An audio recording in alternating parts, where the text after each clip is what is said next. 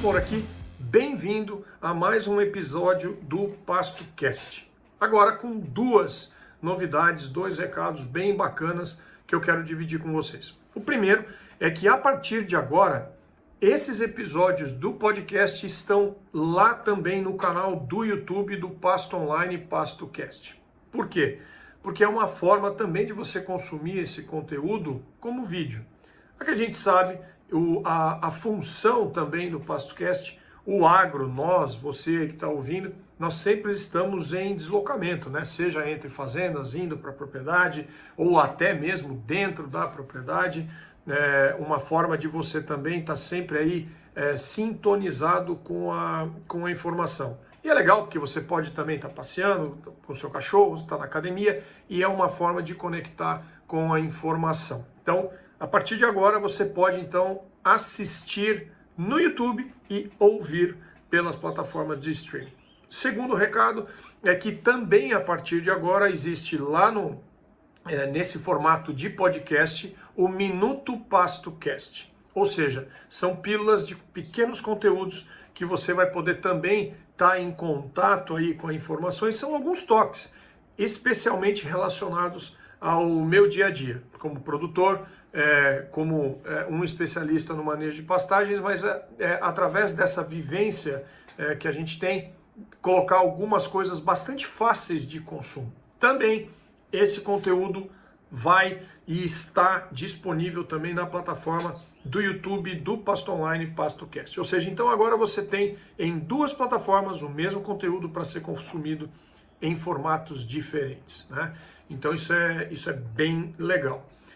A partir de agora também, o que nós estamos fazendo nesse tipo de conteúdo agora é dividir algumas coisas resumidas do que nós fizemos. A gente tem uma parceria com o canal Forragicultura e Pastagens da professora Janaína, e isso é muito legal, porque a gente faz várias lives, toda quinta-feira tem um convidado especial, e essa sequência de várias lives que a gente já fez, alguns tópicos bacanas, alguns toques do que a gente discutiu, são aí separados por mim e colocados num formato até de resumo, para ficar mais fácil para você que perdeu eventualmente alguma dessas lives, né? E é legal porque você pode pegar alguns insights. De qualquer jeito, todas elas estão também no canal Forragicultura e Pastagens, no YouTube, e você pode também assisti-las na íntegra, né? Então também te encorajo a se inscrever naquele canal. Então, são dois recados de dois formatos, mas da mesma forma. Podcast, mas que também vai para a plataforma do YouTube. Bom, essa semana eu separei para vocês pequenas partes de uma conversa que a gente teve, e nesse caso específico nós abordamos a questão da fertilidade. E além da fertilidade do solo, que é um dos princípios básicos para qualquer atividade do agronegócio, também foi relacionado isso com a escolha da planta forrageira. Olha a importância que a gente tem de poder também situar que tipo de pasto que eu tenho, para que tipo de produção que eu quero, aonde que eu estou. Mas para eu saber onde é que eu estou, eu preciso ter um ponto de partida. E o ponto de partida, invariavelmente, é a análise de solo. Então, esses tópicos foram bem bacanas, abordados por mim e pela Janaína, e eu espero que você consiga cada vez mais sedimentar esse conceito dentro da ideia da evolução do manejo do pastejo, né? Da evolução da produção de forragem. Então, é uma coisa importante, são coisas simples, mas que há mais de 50, 60 anos elas vêm sendo faladas, essas informações estão disponíveis, e eu vejo que às vezes falta muito isso para o produtor para fazer o simples e o inicial. Sem isso, a gente não consegue dar um pulo além para melhorar cada vez mais, talvez dos maiores gargalos que a gente acredita ser da pecuária nacional, que é o manejo da pastagem, né? O manejo do pastejo, colheita do pasto. Então, aproveito aqui então para você que está consumindo esse conteúdo, lá no YouTube, se inscreva no canal do Pasto Online PastoCast, você ative ali as notificações para que o próprio YouTube te alerte, né, dos conteúdos que você mesmo se inscreveu ali para poder consumir. O seu tempo é super escasso, o nosso também, e que legal que uma plataforma pode simplesmente te alertar e te lembrar de que tem uma coisa nova ali para você assistir. Deixe também no final do vídeo o seu gostei, não gostei, seus comentários, né? Se inscreva então no canal e compartilhe esse conteúdo, seja no formato de podcast ou de vídeo. Vamos lá, então, essas partes que a gente abordou numa dessas lives com relação à parte de fertilidade, e tem um comentário depois, no final, onde a gente fecha um pouco desse raciocínio dessa semana. Beleza? Vamos lá? Tá bem legal, espero que você curta bastante o que nós discutimos. Uma pergunta em relação a essa questão da análise de solo, né? O pessoal te aborda muito para perguntar como fazer. Você prefere que o produtor faça? Você prefere que se contrate uma empresa? O próprio produtor pode fazer? Qual que é a sua opinião sobre isso? Tem duas, é bem legal. Tem duas coisas que me acontecem com muita frequência. A primeira é a que não deveria acontecer. Quanto que eu adubo, que pasto que eu escolho, qual é o melhor pasto para um lugar que chove pouco, qual é a melhor planta, aquela para a área mais úmida, não sei o que e tal, né? Ou seja, pulando toda a etapa preliminar, que é a etapa da análise de solo. Então, essa é uma parte de várias perguntas que me fazem que é preocupante. Então, o que a gente gostaria num primeiro momento? Bota na cabeça que a primeira coisa que a gente tem que pegar é olhar a parte química do solo. Bom, então esse é um lado que a gente não quer.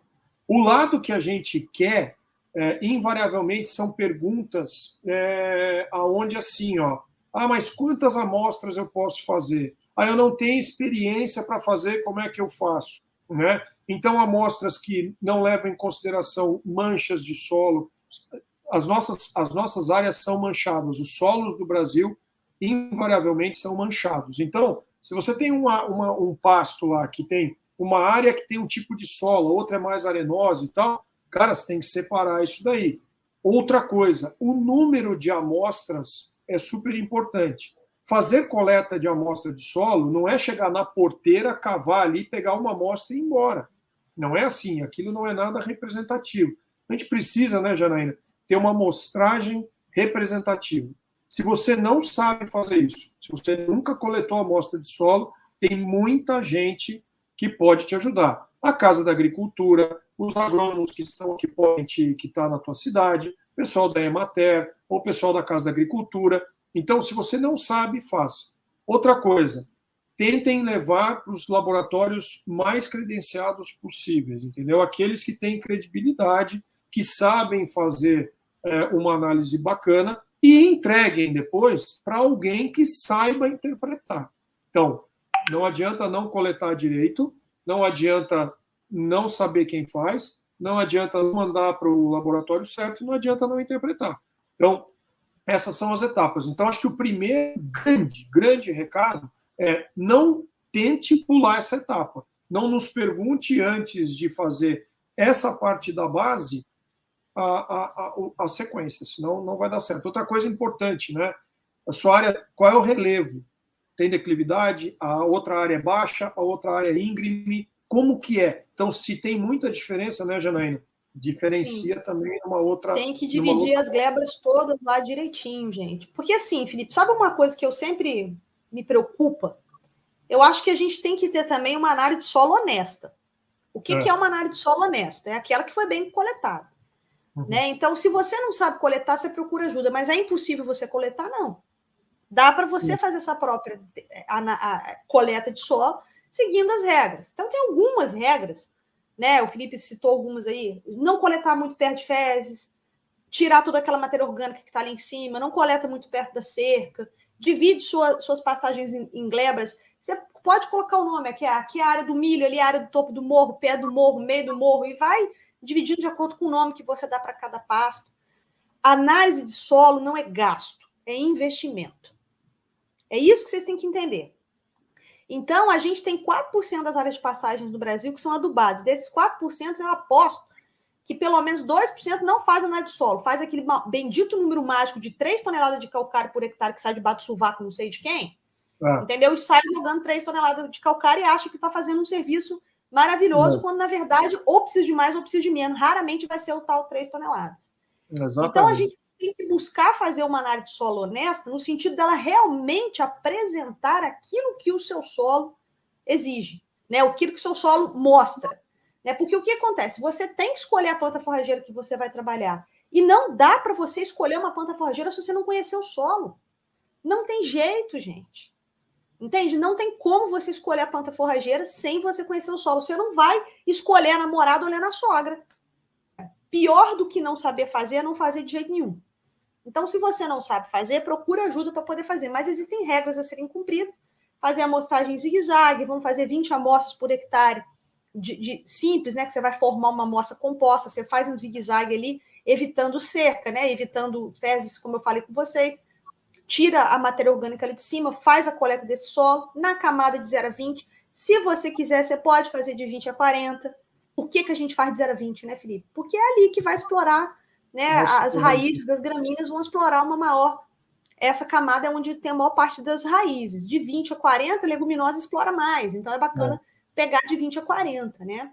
Veja, então, quanta informação bacana, mas se você perceber, ela é do ponto de vista de uso básica.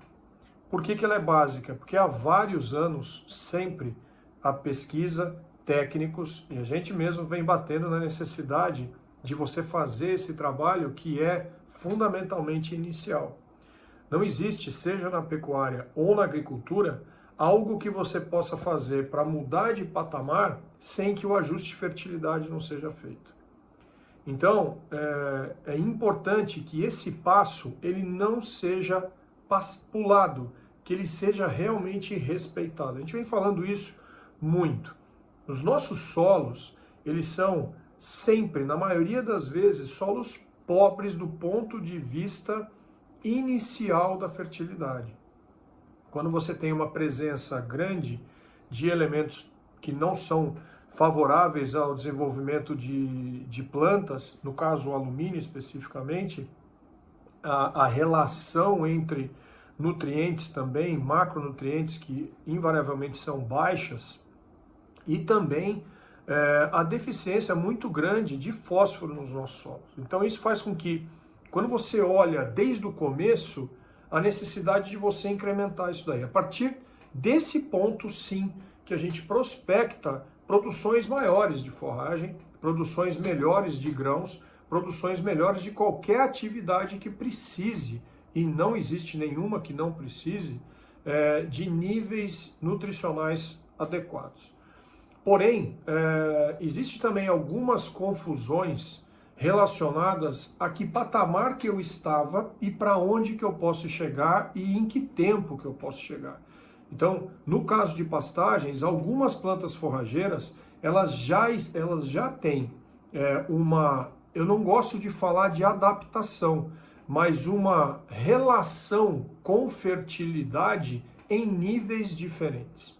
Então, às vezes você pega um solo muito pobre, onde, por exemplo, a saturação por base, eu já peguei várias análises assim, que é até abaixo de 10%, 13%, 17%. Você não consegue elevar isso de uma vez só para patamares muito elevados. Então, às vezes, se você tiver uma análise que aparentemente seja que te demonstre uma necessidade muito elevada de você usar calcário ou tudo mais, acesse a um técnico, converse com um técnico e antes disso veja dentro daquela planta forrageira que você vai utilizar quais são esses níveis que eu preciso atingir, né? Existe também, dentro desse processo de correção, a questão do valor do desembolso e desse investimento para melhora da fertilidade. Às vezes, o fluxo de caixa de uma propriedade, ela não aceita, num primeiro momento, essa elevação tão grande. Então aqui ficam alguns toques até. Será que você precisa corrigir toda aquela área que eventualmente você imaginou no seu planejamento? Né? Eu vou fazer aqui 100 hectares. Poxa, mas o meu fluxo não adianta, faz 50. Né? Então, prospecte isso. Outra coisa, em relação ao manejo do pastejo, existe sempre uma evolução na escala do manejo. O que eu estou querendo dizer? A principal falha e o principal componente de estrangulamento de produtividade na pecuária é o manejo da pastagem. ou seja, não respeitar alguns parâmetros fisiológicos da planta para que essa produção ela seja aumentada. Então, óbvio que quanto mais você vai em direção a pastejos mais frequentes, a pastejos intensivos, mas respeitando a fisiologia da planta, a chance de você aumentar e ir em direção a produtividades maiores, explorar o mérito genético das plantas forrageiras é maior.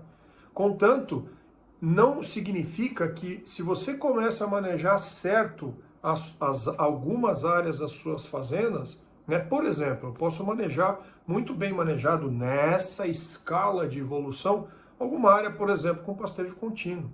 Eu sempre venho abordando isso. Vai ser a maior produtividade daquela propriedade? Não.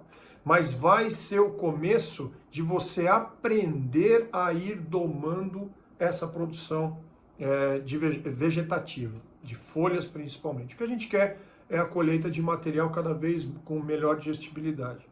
A partir do momento que você começa a domar o manejo do pastejo, a subdivisão de áreas ela começa a fazer cada vez mais sentido.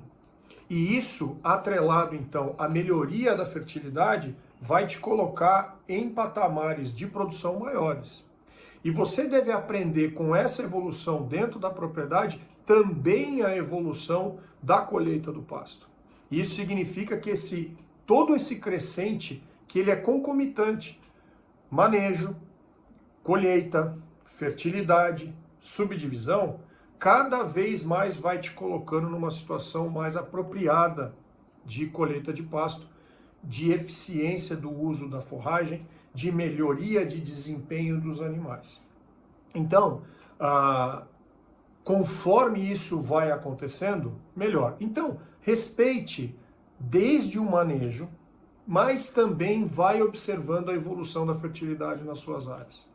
Em outras palavras, você pode sim tentar elevar a saturação de base, por exemplo, níveis de fósforo, de potássio, relação entre macronutrientes de uma forma maior. Só que tenta colocar isso sempre em módulos menores. Ou seja, você pode ter um módulo menos intensivo, um que é de uma intensidade ou média, né? E aí também um módulo que seja altamente intensivo. O que a gente quer?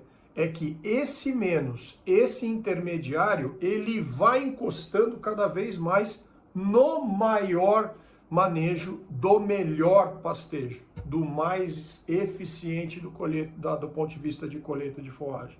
Então, é importante que vocês tenham uma visão geral da propriedade, né? O que importa, independente do tamanho desses módulos, independente de como que você usa essa forragem, independente da sua estratégia, lembrando que existe sempre uma curva de estacionalidade de produção de forragem, ou seja, a gente não produz o mesmo pasto, a mesma quantidade ao longo do ano inteiro. Isso te necessita um planejamento forrageiro. Nós vamos também sempre abordar essas questões. De qualquer jeito, o que importa no final das contas, quando você faz a conjugação de todos esses pontos, é o quanto que nós vamos ter de resultado depois de um ano, né? Existe às vezes uma confusão de que olhar somente de um lado é que pode gerar resultado para uma fazenda. Eu intensificar, em tese, através só de um pastejo chamado, vamos dizer, rotacionado, na área inteira, tem que ter um planejamento seguinte: o inverno eu vou colocar meus animais aonde? Eu consigo ter mão de obra para tocar tudo isso? Eu tenho capacidade financeira para aumentar o estoque da minha área? Hoje o estoque é uma coisa de muito impacto dentro do negócio. Então é óbvio que se eu tiver uma área de rotacionado, super intensiva, bem colocada do ponto de vista nutricional e que eu estou manejando bem, claro que a chance de você ter resultado é maior. Obviamente que a gente tem que ter a relação entre o que eu gasto e o que eu vou gerar de receita. Essa diferença é que realmente nos importa. Esse é o que vai gerar o resultado do nosso DRE, do nosso resultado financeiro no final do ano. De qualquer jeito, será que você vai ter capacidade financeira de pegar um módulo desse e replicar para praticamente toda a área e aí toda essa forragem te demandar um investimento em capacidade de estoque maior?